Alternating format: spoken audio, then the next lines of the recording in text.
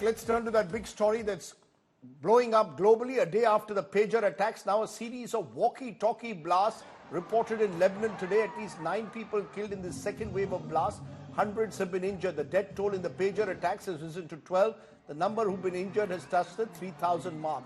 Soon after this, Hezbollah issuing an official statement blaming Israel for the incident, vowing that they will make them pay a price for their aggression. Okay, let's join someone to understand this who is a global anti-terror expert. Rohan Gunaratne joins me now from Singapore. He's someone who's tracked terrorism for decades now. Appreciate your joining us, Dr. Gunaratne. How do you interpret what we've seen in Lebanon? Is this Israel against Hezbollah hiding explosive material within pagers? Are we seeing a new form of counter-terrorism?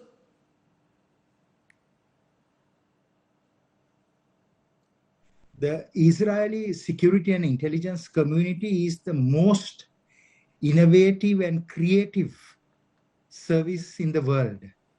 In the mid-1990s, the Israelis used a very similar technique to assassinate a terrorist bomb maker by planting explosives on his phone when he had sent his phone for repair.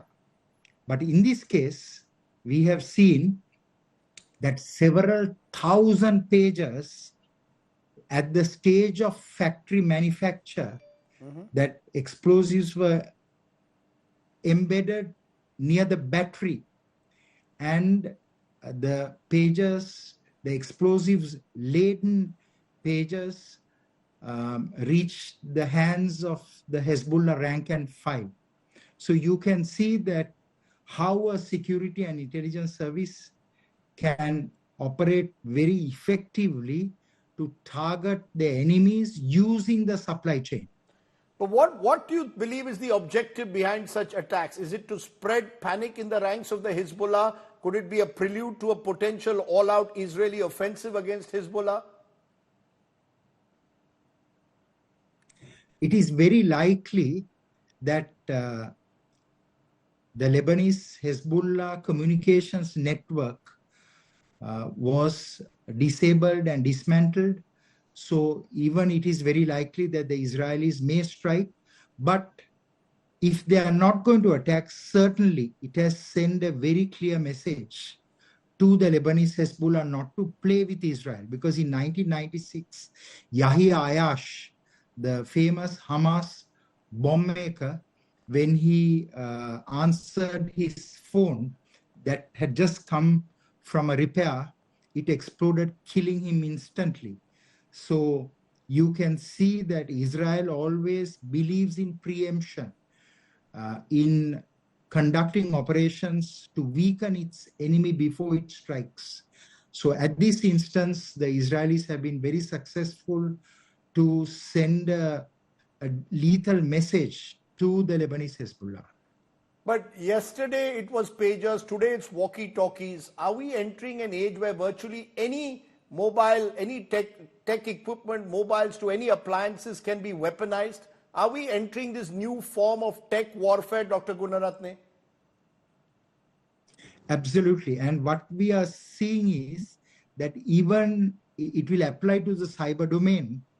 That is, it will be possible for security and intelligence services as well as terrorist organizations, because terrorist groups always learn from government capabilities.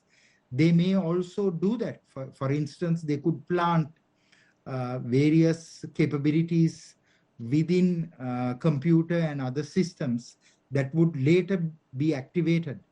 So we can see that a new red line has been crossed, and it is very likely that we will see this kind of activity in the coming months and coming years, both by state actors and by non-state actors. You know, you mentioned Israel and how it's always a step ahead of its adversaries. Do you therefore see Iran, which is a patron of Hezbollah, now struggling to strike back, or the Hezbollah itself? Do you think Israel now has sent a message which will push all these forces on the defensive? As the United States is a key ally of Israel, US has given a very clear warning to Iran not to attack Israel after the Hamas leader was killed in Tehran.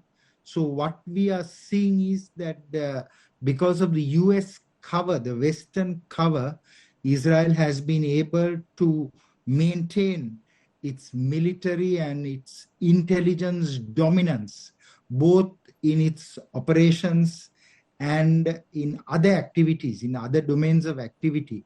So with that Western cover, Israel will be able to effectively fight Ansarullah, which is the Yemeni Houthi terrorist group, Lebanese Hezbollah, as well as the groups in Iraq, and of course, in the occupied territories, both Hamas and the Palestinian Islamic Jihad.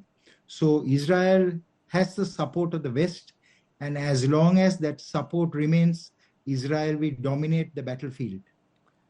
Dr. Gurunatha, for joining me there from Singapore to give us your perspective on what is a major global story.